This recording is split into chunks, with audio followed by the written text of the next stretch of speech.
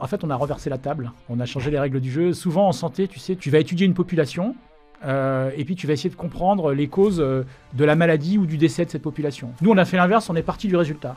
On s'est dit, plutôt que d'étudier le cas des personnes qui souffrent ou qui décèdent, on va étudier le cas des personnes qui survivent. D'abord, on parle de belles histoires. Le cancer, c'est un sujet très grave, tragique. Nous, on essaye d'avoir une dimension positive et de partager l'espoir que les survivants nous transmettent. Un pourcentage significatif des futurs revenus de la boîte sont reversés aux hôpitaux en fonction du nombre de patients qu'ils ont apportés au projet. Pour chaque patient, on a un téra de données. Un petit conseil, c'est il faut être obsédé. C'est-à-dire qu'il faut que vous ayez une cause qui vous obsède. Comment vous avez réussi à craquer ça? Ça paraît fou, quoi.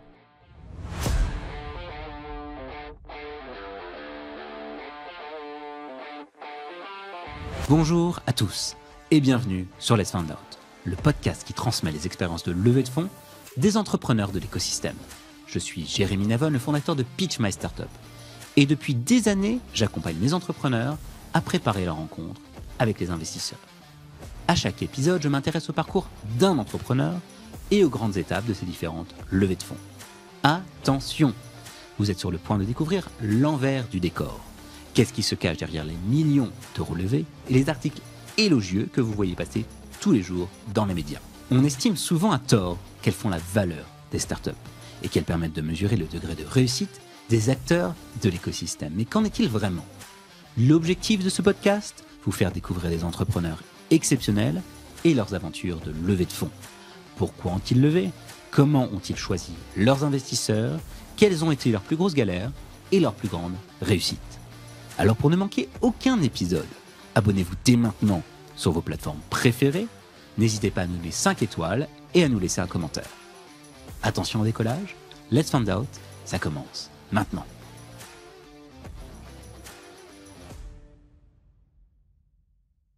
Chers auditeurs, bienvenue dans ce nouvel épisode de Let's Find Out. Aujourd'hui, j'ai le plaisir d'accueillir Nicolas Volikov, un entrepreneur visionnaire avec une riche expérience dans le domaine de la santé. Nicolas, tu es diplômé de Sciences Po et d'HEC Paris, tu as commencé ta carrière au Quai d'Orsay avant d'évoluer sur des postes de direction marketing et business développement à l'international dans des entreprises prestigieuses comme L'Oréal et Sodexo. Tu as ensuite poursuivi ta carrière dans la tech, entre autres chez Dailymotion et Mythic, avant de t'orienter en 2008 dans le secteur de la santé. En 2016, tu sautes le pas et tu confondes ta première startup Care, une plateforme innovante dans le domaine de la téléconsultation médicale.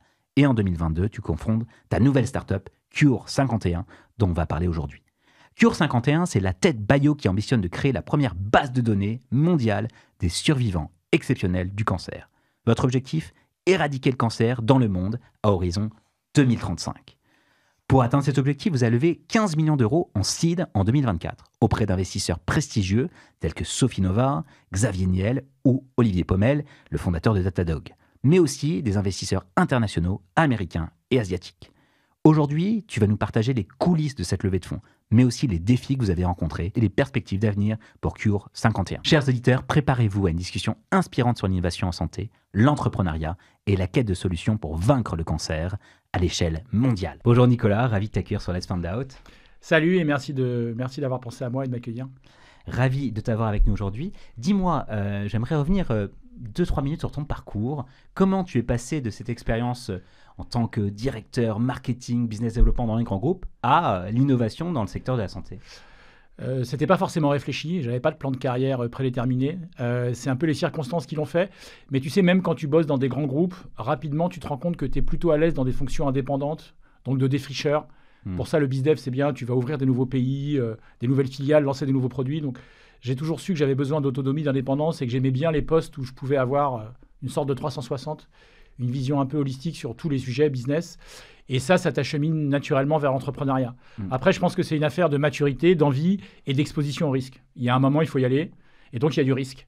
Et il y a des gens qui ont le goût du risque très tôt. Moi, je l'avais sans doute pas suffisamment tôt, en tout cas, je l'avais pas très tôt, c'est venu un peu après. Mais c'était d'abord une quête d'autonomie, d'indépendance et d'avoir un peu la main sur ce que je faisais. Donc, tu découvres le secteur de la santé en 2008, dans un premier temps en grand groupe, et puis après, tu décides d'innover, de créer ta propre structure dans ce domaine-là. Ouais, c'est un peu ça. J'ai commencé par faire ce qu'on appelle de l'assistance médicale. Donc, ça va peut-être parler à certaines personnes. Imaginez un plateau avec des médecins qui Mhm. répondent au téléphone à des clients corporate, B2B, qui vous appellent parce qu'ils ont besoin de rapatrier tel salarié qui est dans tel pays, etc. Ok. Donc j'ai fait ça pendant longtemps, dans plein de pays, matures et émergents. Et donc toute la journée, en fait, je m'occupais d'organiser le soin et le rapatriement de clients avec une prestation téléphonique. Mhm. Et j'avais en effet bossé chez Dailymotion avant, et j'arrêtais pas de me dire pourquoi ce truc-là n'existe pas en vidéo. Pourquoi des médecins ne peuvent pas parler à des patients en vidéo. On est au milieu des années 2000, donc ça paraît évident aujourd'hui, ça l'était pas du tout à l'époque. Et puis de fil en aiguille, l'idée a mûri, et c'est comme ça que j'ai monté Care, qui était une plateforme de téléconsultation vidéo, mais le cheminement c'est celui-là. Donc en 2016, tu fondes cette première start-up. Je cofonde, ouais. Tu cofondes pour laquelle tu lèves déjà de l'argent. Ouais. C'est une entreprise que tu quittes en 2020, c'est ça? Fin 2020, oui, tout à fait.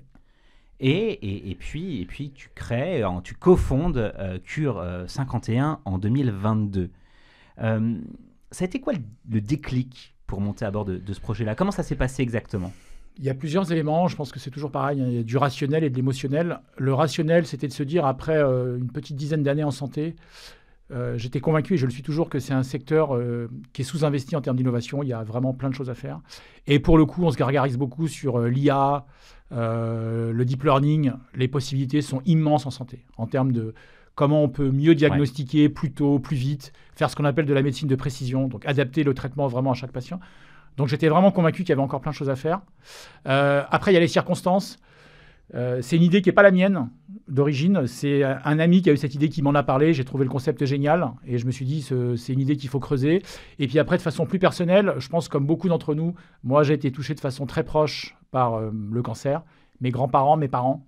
Donc je l'ai vécu de façon personnelle et je me suis juré de contribuer à ma modeste mesure à éradiquer ce que je considérais comme vraiment un des fléaux du XXIe siècle, puisqu'il touche de plus en plus de personnes, des personnes de plus en plus jeunes, quelles que soient les géographies d'ailleurs, c'est vrai dans les pays émergents, c'est vrai dans les pays de l'OCDE. Et voilà, et je me suis dit, ce combat-là, c'est le mien, et j'ai envie de contribuer à le mener. Alors vous êtes très ambitieux, hein, votre objectif c'est d'éradiquer le cancer à horizon 10-15 ans. Comment vous allez vous y prendre? Parce qu'en fait, vous avez une approche qui est diamétralement opposée par rapport aux approches classiques. Ouais, en fait, on a renversé la table, on a changé les règles du jeu. Souvent en santé, tu sais, tu vas étudier une population et puis tu vas essayer de comprendre les causes de la maladie ou du décès de cette population. Et puis derrière, tu vas développer ce qu'on appelle des assets ou des molécules et puis tu vas les tester en essais cliniques. Tu vas les tester parfois sur des animaux, puis après en labo, puis après sur l'homme. Et à chaque fois, tu te rends compte que ça ne marche pas parce qu'il y a des effets toxiques, des effets adverses, parce que ça ne convient pas à tous les patients. Et puis voilà, de fil en aiguille, tu avances et tu tâtonnes. Et tu as entre 90 et 95% des essais cliniques qui échouent. Nous, on a fait l'inverse, on est parti du résultat. On s'est dit, plutôt que d'étudier le cas des personnes qui souffrent ou qui décèdent, on va étudier le cas des personnes qui survivent et qui arrivent à vaincre la maladie. Et donc, en effet, quand tu t'intéresses à des cancers agressifs, c'est-à-dire des cancers pour lesquels le pronostic est très pessimiste, surtout quand ils sont diagnostiqués de façon tardive, ce qu'on appelle des phases 4 ou des phases terminales, et c'est ça, nous, ce à quoi on s'intéresse, les chances de survie des patients, quand ils sont diagnostiqués malheureusement tard, sont extrêmement infimes. C'est 1 à 2% de chance. Et donc, il y a pour autant ce qu'on appelle des miraculés. C'est Fabrice André, le directeur scientifique de Gustave Roussy, qui les appelle les miraculés de Lourdes. Des patients qui ont reçu les mêmes traitements que les autres, qui ont été soignés dans les mêmes hôpitaux, suivis par les mêmes médecins, qui eux survivent quand malheureusement 98% des autres décèdent. Et donc nous, on s'est dit, on va essayer, d'abord, on va identifier ces patients, qui sont très rares par définition. Donc on les identifie partout dans le monde aujourd'hui. Ils viennent de plus de 42 pays. Pour les identifier, il va falloir qu'on s'associe avec des hôpitaux, parce que sinon on ne les trouvera jamais. Donc on a plus de 100 hôpitaux qui font partie de notre réseau, qui sont partenaires, dont certains sont actionnaires de la boîte. Et puis une fois qu'on a identifié ces patients, on rapatrie toutes leurs données. Ça, je pense qu'on va y revenir. On les étudie, on les analyse, et on essaye de comprendre quelle est la biologie exceptionnelle de ces patients pour pouvoir la répliquer et l'encapsuler dans des médicaments qui puissent contribuer à soigner le cancer auprès de tous les patients. Donc c'est ça l'approche. En fait, on part du résultat. On part de la survie pour essayer de façon un peu rétrospective, c'est un peu du reverse engineering, pour essayer de comprendre pourquoi ces patients ont survécu. Alors on comprend bien l'ambition et on commence à comprendre la façon dont vous voulez le faire, mais du coup vous êtes une start-up quoi. En France, ça paraît complètement contre-intuitif par rapport à la mission que vous êtes donnée et surtout ce que tu me décris en termes d'action. C'est vrai, il y a plusieurs choses qui sont innovantes si j'ose dire. D'abord, mon cofondateur Simon et moi, on n'est pas médecins, on n'est pas scientifiques, on est entrepreneurs, voilà. On est entouré de médecins, d'experts bien plus compétents que nous, mais on n'a pas d'expérience médicale à proprement parler et surtout pas de formation. Donc, c'était pas évident au début d'aller démarcher des hôpitaux, des scientifiques très prestigieux pour les convaincre de bosser avec nous. Mais tu vois, paradoxalement, je pense que c'est ça qui leur a plu et qui les a séduits. On n'est pas baqué par un industriel ou un laboratoire pharma. On est indépendant, agnostique. Et c'est aussi ça qui nous a permis rapidement de coaliser des hôpitaux qui sont souvent rivaux d'ailleurs. Et puis on a instillé une culture de l'entrepreneuriat, donc de l'agilité, de la rapidité, du pivot, alors que souvent en santé, moi qui ai bossé en pharma, je sais de quoi je parle, les temps et les cycles sont hyper longs, avec beaucoup de bureaucratie, beaucoup de régulatory, de compliance, qui fait que les décisions vont lentement. Et en fait, en changeant aussi les règles du jeu sur la façon de bosser et de mener, de coordonner un projet santé, paradoxalement, on a un peu ouvert les chakras. Voilà. Et ça nous a permis d'aller vite. Voilà. Ça nous a permis d'aller vraiment vite, puisque sur la première année de la boîte, on a réussi à rassembler déjà plus de 30 hôpitaux, puis 30 autres la seconde année, donc on va vraiment vite. Financièrement parlant, comment vous avez fait sur les 2 premières années avant de lever 15 millions? Vous avez fait un précis, vous avez mis de votre argent propre, je sais que vous avez du coup comme partenaire Gustave Roussy et des grands hôpitaux ou instituts de recherche. Ces gens-là vous ont aidé financièrement, vous ont mis à disposition des ressources? Parce que mine de rien, j'imagine que ça intéresse beaucoup de gens. Enfin, vous n'êtes pas les seuls à vouloir changer le monde et guérir le monde. Et ça paraît tellement loin, tellement difficile à faire, quoi. Alors, je vais commencer par la deuxième partie de ta question. Heureusement qu'on n'est pas les seuls à s'intéresser à ces sujets, et tant mieux. En revanche, on est les seuls à le faire de la façon qu'on a commencé à opérer depuis 2 ans, c'est-à-dire à s'intéresser à ces survivants et à collecter toutes leurs données. Il n'y a pas de projet similaire dans le monde, et en tout cas pas à l'échelle mondiale. Après, sur le financement des 2 premières années, non, c'est mon cofondateur et moi, sur nos deniers, qui avons financé la boîte. On a essayé d'être économe. On était une équipe réduite. On a commencé à 2 et on a terminé à 8. Voilà, mais bon. On avait un début de produit, mais là aussi, vraiment, même pas MVP, encore plus archaïque. Après, on a passé en revanche beaucoup de temps à convaincre les hôpitaux et à commencer à conclure les premières négociations avec eux, qui sont des négociations compliquées quand on touche à la donnée, à la santé, à la privacy, à la confidentialité, etc. Mais donc, pour répondre à ta question, on a tout autofinancé.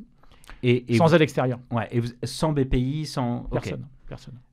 Du coup, vous avez gagné du temps à pas essayer d'aller les convaincre d'une certaine façon. On y est allé après. Alors, on y est allé après, mais d'abord, tu sais, encore une fois, le fait qu'on n'ait pas d'expérience médicale à proprement parler, cette phase de pré-seed, ça a été aussi pour nous une phase d'apprentissage.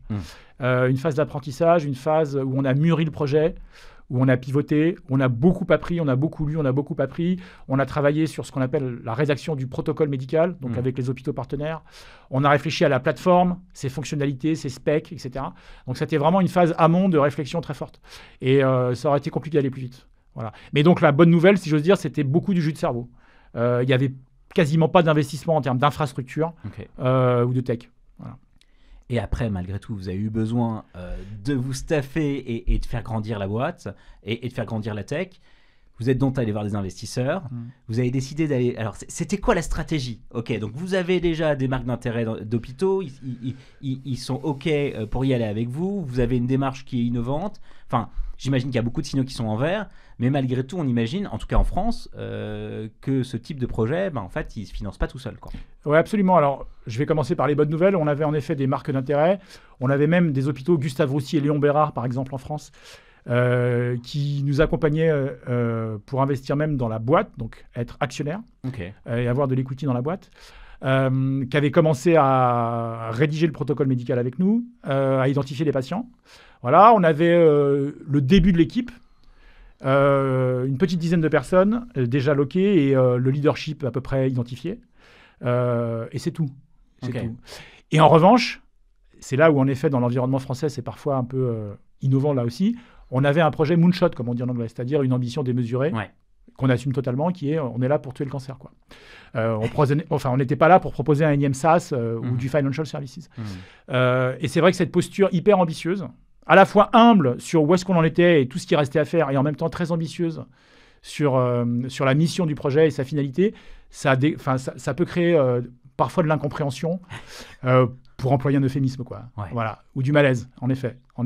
Mais en revanche, on savait dès le début qu'on voulait idéalement avoir des investisseurs, pas uniquement français, puisque dès le début, le projet a été international. Et donc, on s'était dit, avec Simon, mon cofondateur, idéalement, on aura un fonds français ou européen un fonds américain et un fonds asiatique. Et c'était ça notre feuille de route. On s'est dit, voilà, on part en levée pour obtenir idéalement ce triangle-là. Ok. Vous y êtes allés seuls tous les deux? Vous avez décidé de vous faire accompagner pour la faire, cette levée? Alors, on ne s'est pas fait accompagner ni par un banquier, ni par un lever. On l'a toujours fait tous les deux. Et parfois avec d'autres membres de l'équipe, évidemment, mais non, uniquement les membres de l'équipe. Donc, vous lancez en 2023, j'imagine? Oui, on mûrit le projet en 2023, absolument. Et on commence les premiers pitchs avec un teaser, un début d'MVP en avril 2023. Ok. Et vous avez déjà en tête, j'imagine, les top VC que vous allez chercher? Alors oui et non. Enfin, oui, on avait une dream list. Okay. Voilà. Et en même temps, on s'est dit, on peut surtout pas se permettre de ne parler qu'à une petite dizaine de VC et d'être hyper sélectif parce que voilà. Parce que d'abord, il faut qu'on roule le pitch et puis parce que il faut qu'on crée notre légitimité. Donc, on a fait aussi du carpet bombing, quoi. On a vraiment sulfaté dans tous les sens. Tu m'as dit qu'en préparation, vous avez fait plus de 200 meetings? 225 meetings. 225 meetings. Ouais. Ok. 225 meetings. Ouais, c'est ce qu'il faut. Je sais pas, il y en a sans doute qui ont fait moins et tant mieux pour eux. Nous, on a vraiment fait un travail, c'était du CRM si j'ose dire. Donc voilà, avec de la qualification, des relances et en effet 225 meetings. C'est pas l'équivalent de 225 fonds, mais on a rencontré plus de 170 fonds. Vous avez rencontré des fonds dans tous les pays en même temps ou vous avez commencé par la France et après vous êtes allé à l'international? On a tout fait en même temps. Ok. Il y a forcément eu toujours une proportion un peu plus forte en France parce que c'est le marché qu'on connaissait le mieux, parce que voilà, il y avait la proximité géographique. Mais non, on a tout de suite attaqué France, Europe, US, Israël, UK, okay. Voilà, un peu d'Asie aussi. Donc, au début, en tout cas en France, des gens qui vous reçoivent de façon un peu perplexe, peut-être un peu surpris par l'ambition démesurée qui est la vôtre et potentiellement l'argent que vous cherchez en seed, 15 millions. Ouais, sachant qu'au début, on cherchait plus. Ouais, vous cherchiez plus. On était moins, enfin, le BP était un peu moins stabilisé. On avait moins phasé le projet, donc on avait mis moins de milestones et on s'était dit voilà, on avait quelques comparables US en tête sur des economics plus importants. Donc, on a toujours été accueillis avec bienveillance parce que la cause est belle. Ouais. En revanche, très souvent, surtout au début, il y avait en effet soit de l'incompréhension sur la technicité du projet, sa dimension scientifique, soit de l'incompréhension sur le fait que c'était en effet une tech bio et pas une biotech. Alors c'est quoi la différence? C'est quoi une tech bio? Une tech bio, pour caricaturer, c'est en fait une boîte dont l'asset majeur n'est pas seulement un asset biologique ou pharmaceutique, c'est pas forcément une molécule, mais c'est d'abord une plateforme qui peut recouvrer plein de sens différents, mais c'est une plateforme qui va te permettre d'agréger et de consolider, de structurer de la donnée. Donc, c'est grâce en fait à la tech et à la data que tu peux accélérer la discovery, accélérer la science. Voilà. Okay. Donc, tu es vraiment à la confluence de la tech, de la data et de la science. Et généralement, ça se traduit par la construction, le développement, le scale d'une plateforme, souvent propriétaire, qui te permet justement d'ingérer de la donnée et de la traiter. Voilà. Et de la restituer pour aider les chercheurs à identifier des signaux biologiques. À la différence d'une biotech où tu vas avoir un asset biologique par définition que tu vas tester en préclinique puis en clinique. Voilà. Mais sans une forte dimension tech. Donc on imagine que ça doit être plus compliqué de venir pitcher une tech bio. Les investisseurs, ils ne doivent pas avoir l'habitude de voir ça. Alors ouais, surtout que la France a été un tout petit peu en retard par rapport à d'autres marchés comme les États-Unis, même si aujourd'hui on rattrape beaucoup notre retard. Mais à l'époque, on a commencé à parler à des VC français. Très peu avaient la connaissance et la compréhension de la tech bio. Très très peu. Donc tu vas avoir des gens qui sont spécialisés en tech ou des gens qui sont spécialisés en santé? Les deux, mon capitaine. Les deux, mon capitaine. On a fait tech, santé, deep tech, quelques fonds généralistes aussi. Ok. Des family office, des gros business angels. Okay. On a vraiment ratissé large. Et donc, qu'est-ce qui fait que vous avez choisi ce que vous avez choisi à la fin? Alors, ça n'a pas toujours été un choix de riche. Ouais. Tu vois, dans la sélection, il y en a avec qui tu aimerais bien bosser, mais qui te disent non parce que c'est pas le moment, c'est pas la priorité, ils comprennent pas la thèse. Ouais. Et après, ceux sur lesquels on a arrêté notre choix, en fait, il y avait 3 critères. D'abord, le fit. Ouais. Voilà. Moi, j'ai eu quelques expériences précédentes, entrepreneuriales et autres d'ailleurs. Et plus je vieillis ou plus je mûris, plus j'ai plaisir à travailler avec des gens avec qui je m'entends bien. 1, parce que c'est plus agréable, et 2, surtout parce que c'est plus efficace. Donc, le fit, ça veut dire quoi? Ça veut dire un très fort alignement sur la stratégie et la vision, et des valeurs humaines partagées. Voilà. C'est intéressant, hein. Souvent cette question-là, elle vient, c'est comment tu fais pour évaluer le fit C'est évidemment pas une science exacte. Non. Mais pour le coup, les investisseurs avec lesquels finalement on est allé au bout, tu te doutes qu'il y a eu plusieurs meetings. Ouais. Il y a eu des due deals. Mhm. Donc, sur un temps qui va de 2 mois à 4 mois, tu as quand même le temps d'éprouver ce genre de truc. Quel type d'être humain est en face de toi? Ouais, on a fait aussi souvent en sorte d'avoir des réunions physiques et Mhm. pas que des réunions distancielles. Pour moi, c'est hyper important. On a provoqué des déjeuners, on a fait des workshops, des ateliers avec eux, tu vois. Ouais. Et donc là, tu sens quand même les choses. Ok. Mais c'est pas une science exacte. Non. Tu as raison. Donc le fit, la compréhension de la vision, l'alignement sur la vision et les valeurs, pour nous, super important. Ouais. Deuxièmement, la dimension internationale, parce que c'est un projet très international.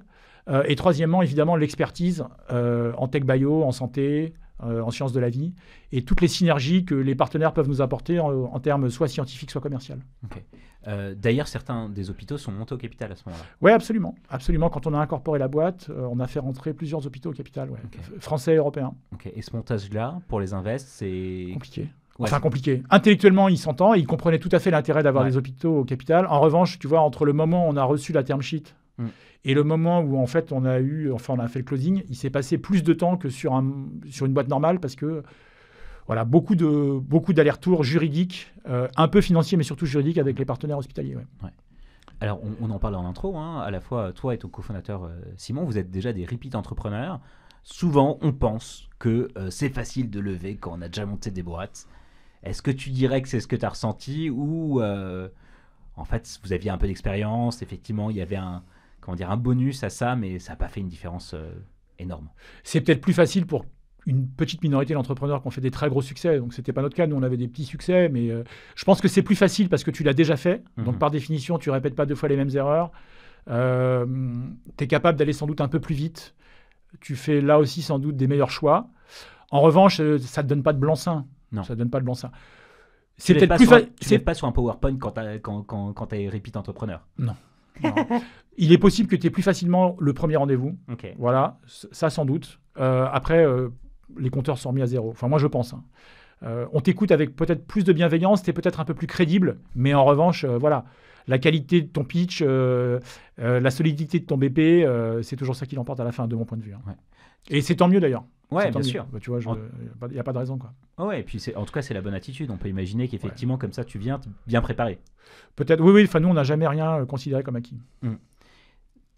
Vous avez décidé du coup d'aller voir des Américains, des Israéliens, des Asiatiques en même temps. Est-ce que vous avez été reçus aussi facilement avec la même bienveillance que les fonds français, ou est-ce que ça a été plus facile ou plus difficile? Il y a eu de tout. On a toujours été reçus avec bienveillance, là aussi à l'étranger. Les fonds américains aiment par nature aiment bien un niveau d'ambition très élevé. Ouais. En tout cas, ça ne les choque pas, si j'ose dire, culturellement, ce qui était parfois le cas en Europe. En revanche, ce qui les a désarçonnés, c'est qu'on venait les solliciter alors qu'on n'avait aucun asset aux États-Unis. Pas de cofondateur américain, pas de filiale aux US, pas d'hôpital américain à l'époque dans le réseau, et pareil en Asie. Et donc ça, culturellement, c'est très rare qu'un investisseur américain ou asiatique, mais particulièrement américain, investisse dans une boîte européenne quand il n'y a aucun asset aux US. Surtout en early stage comme nous, en seed. Voilà. Surtout qu'aujourd'hui, vous rapatriez beaucoup de choses en France. On rapatrie tout en France, y compris des échantillons de patients américains. Ce qui est là aussi extrêmement rare, parce que la plupart du temps, les hôpitaux américains refusent de sortir leurs échantillons. Oui, d'accord. Comment, ce point-là, il paraît assez crucial. Comment... Ça veut dire qu'ils doivent vous faire une confiance folle, déjà c'est la première chose. Ils n'essayent pas de vous amener aux US, de vous faire déménager eux aux et US. D'autres, hein, c'est pas que les Américains, eux et d'autres, qui nous disent qu'ils ont des meilleures infrastructures aux États-Unis, que ça fait beaucoup plus de sens d'avoir quelque chose d'intégré, etc. Et puis de fil en aiguille, on leur explique que l'étude elle est mondiale, qu'il ne faut pas qu'il y ait de biais. C'est ça le problème souvent dans la tech bio, c'est que si tu utilises telle ou telle machine pour analyser tel ou tel tissu et puis une autre pour d'autres tissus, tu peux avoir des biais cognitifs qui font que les éléments sont plus comparables. Et en effet, après, il y a la confiance qui se crée. Elle ne se crée pas en un rendez-vous. Elle se crée en une collaboration au long cours, absolument. Absolument. Est-ce que tu dirais que ce défi de l'international, c'est le plus gros que vous ayez eu dans le cadre de cette levée, ou il y a des choses qui ont été très, très surprenantes auxquelles vous avez dû faire face Plein, ouais. Enfin, je ne sais pas si c'est le plus dur, c'était un des éléments du puzzle, mais c'est pareil, avoir la volonté d'intégrer des hôpitaux au capital de l'entreprise dès le début, là aussi, ça existe mais rarement, et pas à une si forte échelle. Donc ça, c'était compliqué. C'était plutôt un frein ou un avantage selon toi? Alors bien sûr, un avantage d'avoir cette connaissance-là, mais dans ce cadre de levée. Ça a rallongé un peu le cycle. Voilà. En revanche, ça a donné beaucoup plus de poids et de crédibilité au projet. Donc, si je fais le bilan, il est globalement positif, comme disait Georges Marchais. Voilà. Donc, non, c'était un avantage. Un avantage. Tout à fait, un avantage. Et après, oui, ce qui a été le plus compliqué, je pense, c'est d'expliquer que c'était ni un projet pure santé, ni un projet pure tech, ni un projet pure data. C'était une hybridation. Et nous, on était convaincus que c'était une chance que ça soit justement un projet transverse. Mais parfois, c'est compliqué de le faire entrer dans une case. Il n'y a pas vraiment de comparable. Donc, tu peux pas, quand tu es VC, tu n'as pas d'équivalent, enfin, d'éléments de comparaison objectifs. Et ça peut être un frein, évidemment. Voilà. Ça n'a jamais été fait. Il n'y a jamais eu de base de données de survivants qui a été constituée. Pas avec cette ambition, pas avec la largeur de ce spectre. Donc, il y avait aussi pour eux une vraie prise de risque. Voilà. Et avec 2 entrepreneurs qui étaient ni PhD ni médecins. Voilà. Et dans ce cadre-là, est-ce que vous avez eu un très bon conseil qui vous a permis de... C'est quoi le meilleur conseil qu'on t'a donné pour dépasser ça et convaincre, les faire passer des marques d'intérêt à la signature, quoi? C'est un peu toujours le même conseil qu'on a essayé de s'appliquer à nous-mêmes, Simon et moi. C'est beaucoup d'humilité, de la transparence. Ne dis pas que tu sais quand tu sais pas. Ne fais pas semblant de savoir quand tu sais pas. Et quand on te pose des questions auxquelles tu n'es pas capable de répondre, soit tu as avec toi quelqu'un dans la salle qui peut répondre, soit tu dis écoutez, on en prend bonne note, on revient vers vous dès qu'on a les réponses. Et donc il y a certaines sessions de pitch où on n'y est pas allé que tous les deux. On y est allé avec des gens de l'équipe qui sont spécialistes de l'analyse biologique, qui sont spécialistes en oncologie, des chercheurs, etc. Voilà. Et rapidement, on a montré que nous, notre rôle, c'était aussi de coaliser une équipe d'experts. Voilà. Et que c'est évidemment pas nous deux qui allions pouvoir faire aboutir ce projet seuls. Quand vous alliez pitcher, en général, c'était à 2? En tout cas, les premiers pitchs, toujours. Je te parlais des 225 meetings, je pense qu'on en a fait en commun 200. Quoi. Il y en a peut-être une vingtaine où soit je pouvais pas, soit Simon pouvait pas. Voilà, mais 90% des meetings, on les a fait à 2. Donc, il y avait toujours nous deux. Premier meeting, c'était que nous deux. Et après, meeting 2, 3, 4, parfois des membres de l'équipe. Voilà, soit des équipes sciences, tech, data, ça dépendait. Ok, donc ça avait intérêt à aller assez vite parce que les 2 cofondateurs, full-time, 80% du temps? Je ne sais pas te dire. Il y avait beaucoup de choses avec les US, donc c'était plutôt le soir, tard. L'Asie, c'était très tôt le matin. Oui, je ne me rappelle plus, tu vois, mais il y avait des jours où, oui, on en faisait 4-5 dans la journée, ouais. Ouais. Donc je ne sais pas, c'était peut-être un mi-temps, un mi-temps en pitch, facile, ouais. Et un peu plus sur la fin, peut-être, ouais. À la fin, vous avez donc, est-ce qu'on peut revenir sur les fonds que vous avez signés? Donc vous avez l'investisseur lead, c'est Sofinnova, qui est donc un fonds français et européen, mais qui est un fonds européen extrêmement connu aux US, qui fait vraiment autorité en ce qu'on appelle en life science. Et pour le coup, pour revenir à une de tes premières questions, qui connaît parfaitement la tech bio. Voilà. Et on a eu un super fit avec les partenaires, les équipes. Voilà. Donc c'est notre premier investisseur. Le deuxième, c'est Hitachi, qui est donc un fonds asiatique, mais dont les bureaux européens sont à Munich. Donc nous, on bosse beaucoup avec le bureau européen de Munich. Et le troisième fonds, c'est un fonds américain qui s'appelle LifeX, qui est basé à New York. Voilà. Et puis après, vous avez fait monter également des gros business angels. Quelques business angels, ouais. Xavier Niel, Olivier Pommel, le fondateur et le CEO de Datadog, qui est une super référence pour nous. Puis quelques autres, mais ça, c'est les 2 plus prestigieux, ouais. Okay. Et vous êtes allé chercher pour... Est-ce que c'est des gens qui, au-delà de l'argent, qui vous accompagnent, qui vous conseillent? C'est des gens qui sont sensibles à la cause. Ouais. Voilà, pour plein de raisons. Qui nous accompagnent, qui nous conseillent, oui, absolument. On essaie de pas trop les solliciter parce que c'est pas le but. Puis ils n'ont pas toujours le temps. Mais oui, tout à fait. Il y a toujours beaucoup de bienveillance et de réactivité quand on sollicite. Génial. Donc vous levez ces 15 millions en mars 2024. Février 2024. Et donc du coup, ça commence à faire quelques temps. Comment vous dépensez cet argent de façon à aller très très vite et répondre aux attentes qui sont celles de vos investisseurs et puis à l'ambition qui est la vôtre? Il y a 3 postes de dépenses essentiels. Il y a la plateforme, je t'en parlais tout à l'heure en fait. Donc on a créé nous-mêmes notre plateforme. On aurait pu prendre quelques outils sur étagère, mais après, quand tu bosses avec 100 hôpitaux, si tu n'as pas une plateforme agnostique qui puisse s'interfacer avec tous les systèmes hospitaliers, c'est un enfer. Donc on n'est pas rentré dans le détail de la plateforme.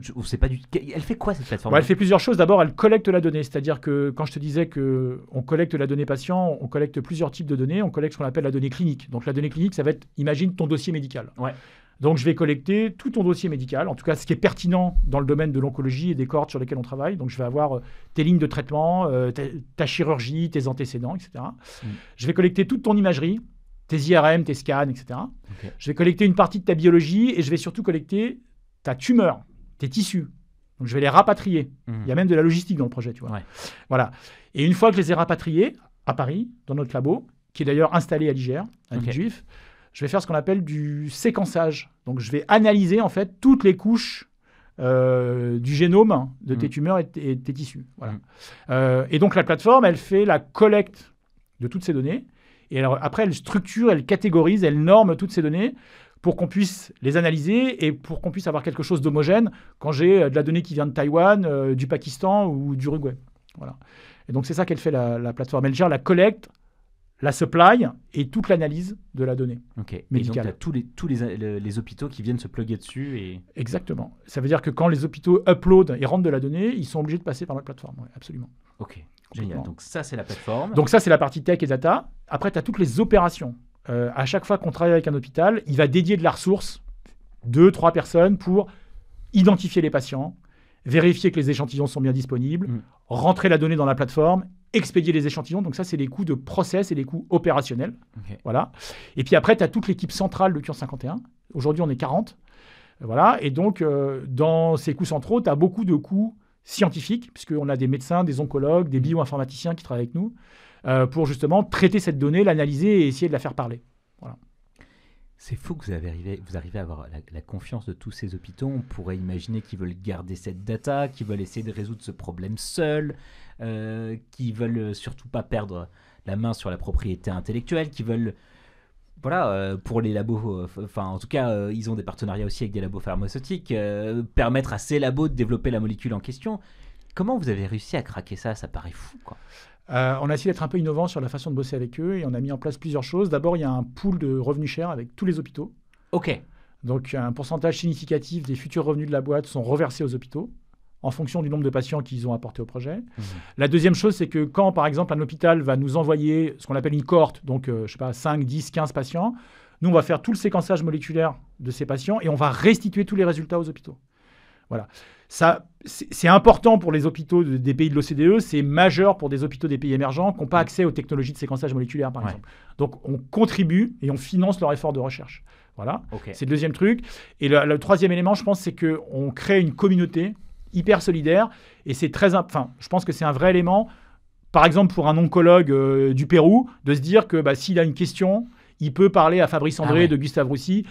On imagine demain des co-publications et un travail de mutualisation scientifique. Et puis enfin, le dernier truc, c'est que je pense qu'ils sont tous convaincus que la cause est belle, que la démarche est innovante et qu'on a peut-être une chance d'aboutir. Voilà. Et donc ça, je pense que c'est un facteur de motivation fort. Voilà. Mais tu vois, tu parlais de l'industrie pharma. Encore une fois, moi, j'y ai un peu travaillé, donc je sais comment ça se passe. Un consortium pharmaceutique, quand il y a 3-4 hôpitaux, c'est déjà très bien. Et ça prend 3 ans. Voilà. Nous, aujourd'hui, on en a plus de 100 et on a fait ça en 18 mois. Waouh.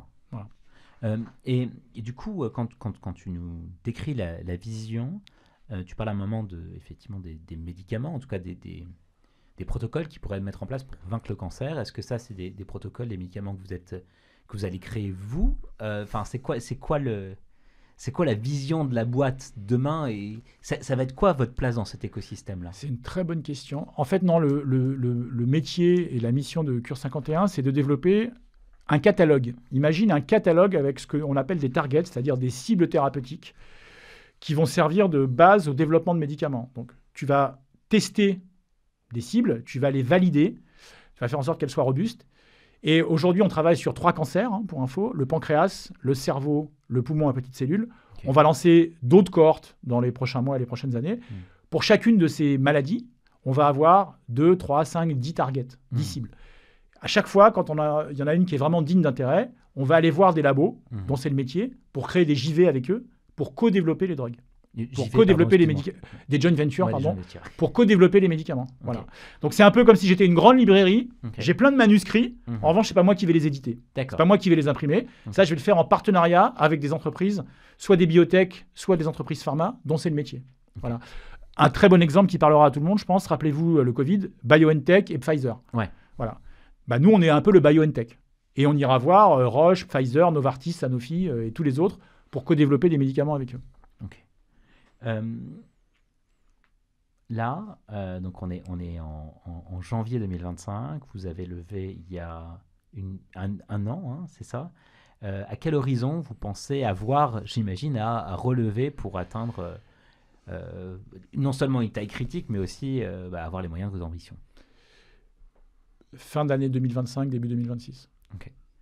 Voilà, entre 9 et 15 mois. Quoi. Et c'est une levée que vous voulez faire également à l'international comme la première, c'est vraiment la vision?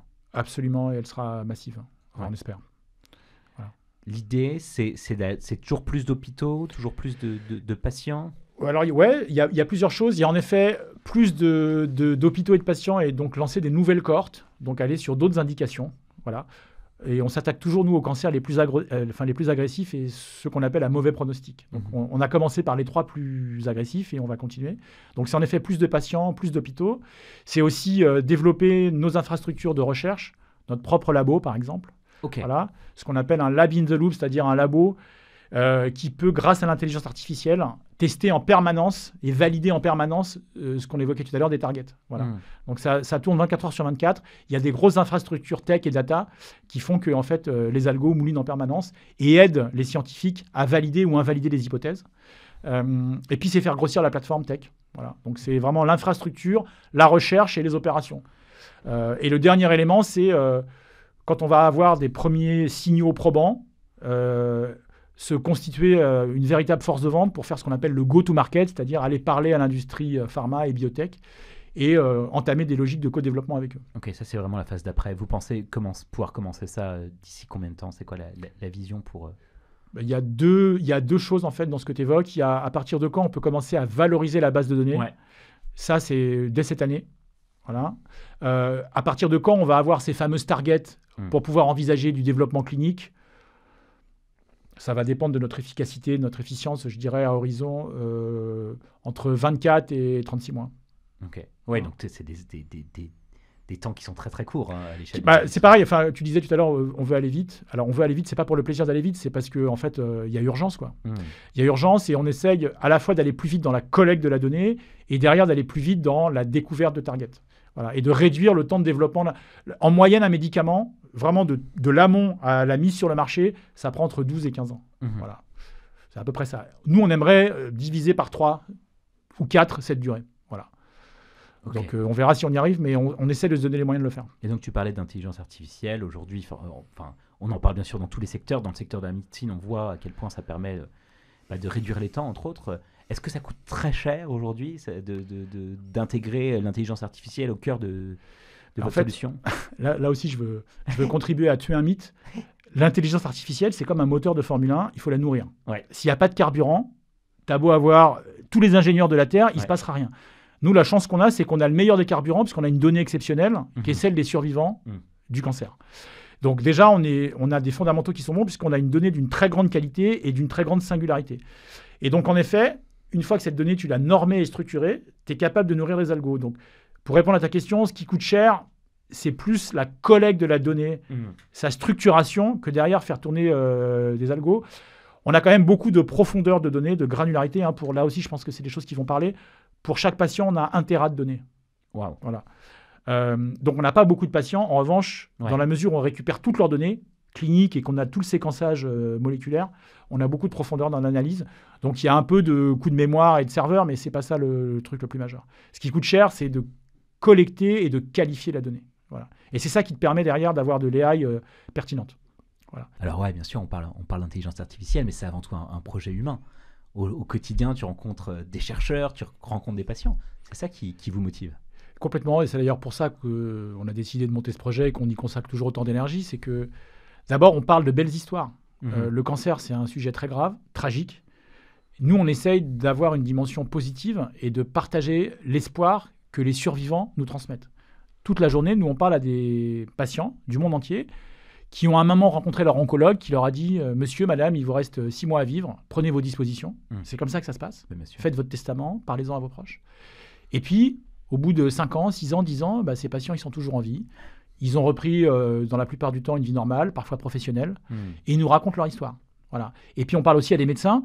Tu sais, quand un patient a survécu en défiant tous les pronostics, le médecin, il s'en souvient comme si c'était hier. Il se rappelle de son nom, de son prénom, de tout. Voilà. Et donc, on sait que ces patients ont survécu. On sait que c'est possible. C'est rare, c'est exceptionnel aujourd'hui, mais c'est possible. Et nous, l'ambition de la boîte, c'est de faire en sorte que tous les patients survivent et qu'on arrive à tuer cette putain de maladie le plus vite possible. Voilà. En s'inspirant de la biologie exceptionnelle de ces survivants.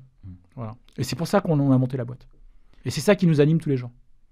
Est-ce que dans cette mission, au-delà effectivement de l'aspect business, vous êtes aidé, vous êtes accompagné par l'État, par des gens qui sont des figures d'opinion? Est-ce que vous sentez un soutien qui va au-delà de celui de vos investisseurs aujourd'hui?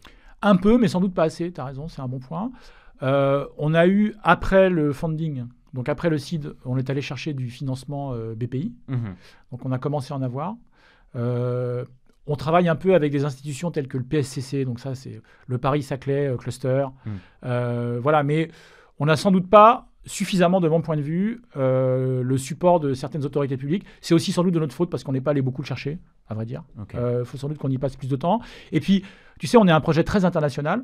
En revanche, 99% de l'équipe est en France. On a une personne à Boston qui est une scientifique, mais toute la tech, toute la data, toute l'intelligence du projet est en France et on en est hyper fiers d'être un projet français avec une ambition internationale, mais français.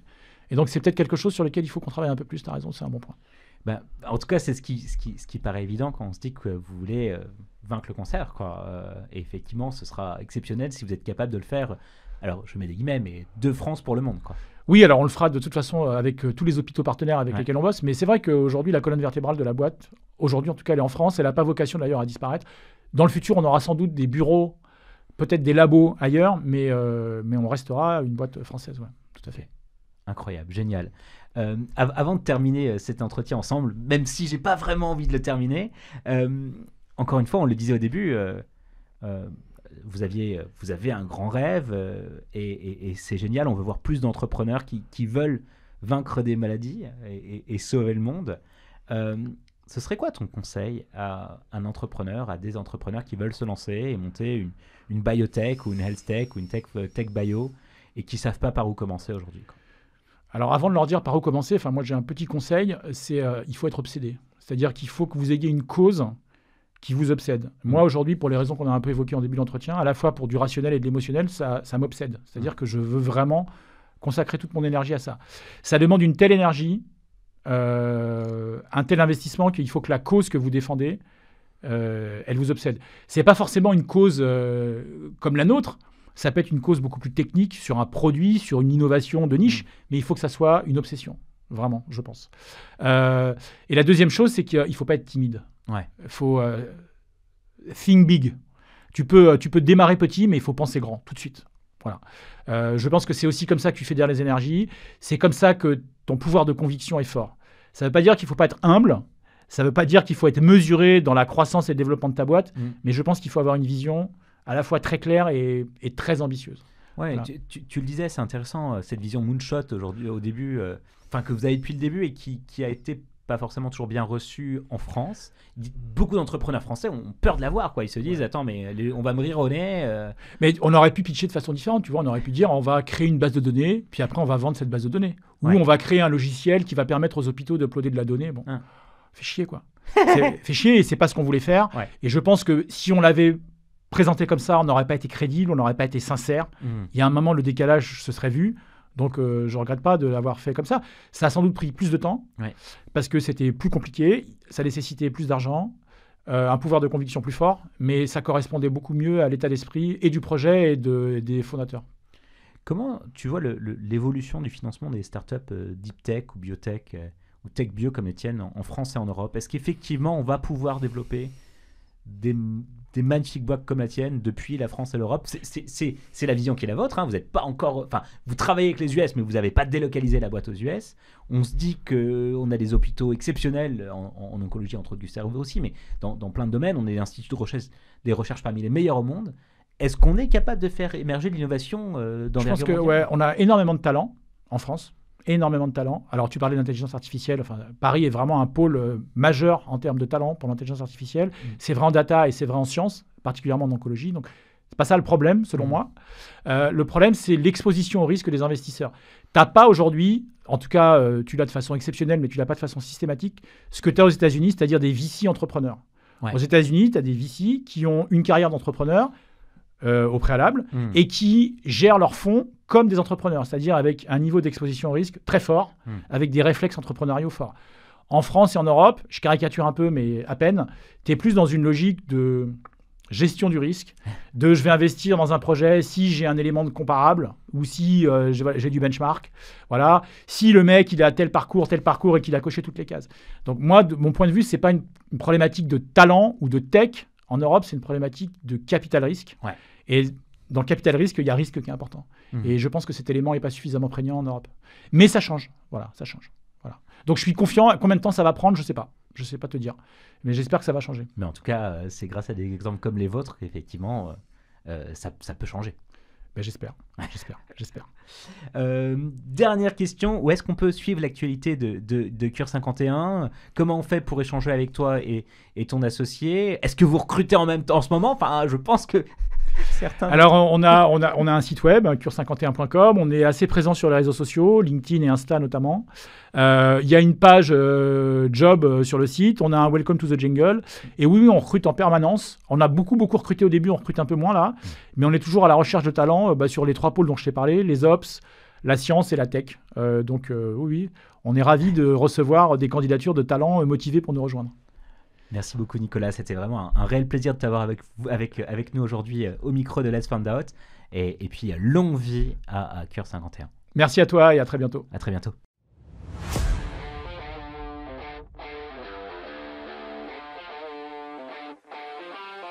Chers auditeurs, merci de nous avoir écoutés jusqu'au bout. J'espère que vous avez passé un bon moment en notre compagnie et que vous avez appris plein de choses sur la levée de fonds. Si ce podcast vous a plu, aidez-nous à le faire connaître. Parlez-en autour de vous, à vos amis, à vos proches, qu'ils soient entrepreneurs en levée de fonds ou tout simplement curieux d'entrepreneuriat et d'innovation. Abonnez-vous dès maintenant sur vos plateformes préférées pour ne manquer aucun des prochains épisodes. Donnez-nous 5 étoiles et surtout n'hésitez pas à mettre un super commentaire.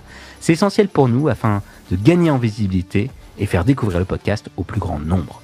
Vous pouvez également bien sûr nous suivre sur LinkedIn, Instagram et YouTube pour découvrir les coulisses du podcast, continuer nos échanges et nous proposer les entrepreneurs que vous voulez absolument entendre à ce micro. Il me reste à vous donner rendez-vous au prochain épisode. À très bientôt sur Let's Find Out.